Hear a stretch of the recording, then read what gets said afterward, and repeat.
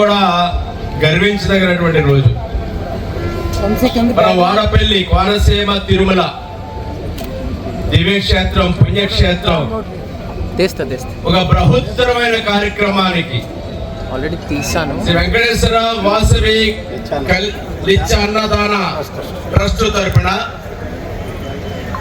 చక్కటి వసతి గృహం, 90 రూములు, డార్మెటరీస్, కళ్యాణ మండపం, దానికి డైనింగ్ హాలు, సుమారుగా తిరుమల వెంకటేశ్వర స్వామి తరహాలో వాడపల్లి పుణ్యక్షేత్రం రోజు రోజుకు కూడా దినదిన ప్రవర్ధమానం చెందుతూ వైభవేతంగా మరో తిరుమలగా బాసిల్లుతూ విలసిల్లుతూ అభివృద్ధి పదంలో ముందుకు నడుస్తూ ఉంది.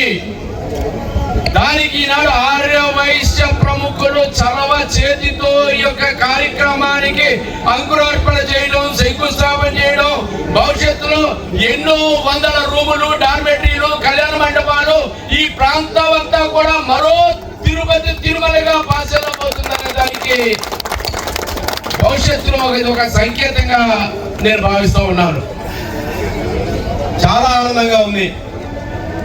ఎందుకంటే నేను శాసనసభ్యుడిగా వచ్చిన తర్వాత ఒక 6 నెలలు బిజీగా ఉన్నా, 1 సంవత్సర కాలంగా దీని మీద దృష్టి సారించాను.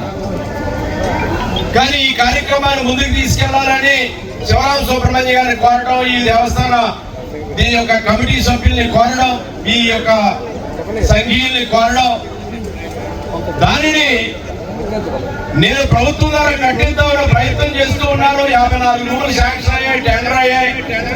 ఈ నెలలో శంకుస్థాపన చేయాలి.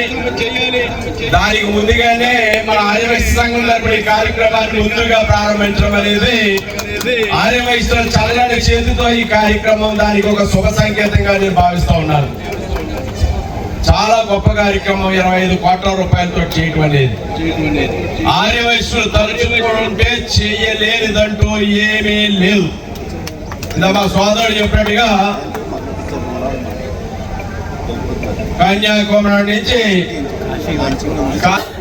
ఎక్కడ పుణ్యక్షేత్రాలు ఉన్నా ఆర్యవైశ్యుల యొక్క పాత్ర, ఆయన యొక్క సేవ, అన్నదానాలు, సేవా కార్యక్రమాలు, లేదా అక్కడ వసతి భవనాలు ఎన్నెన్నో నిర్మించడం జరిగి భోజనాలు మొదలుపెట్ట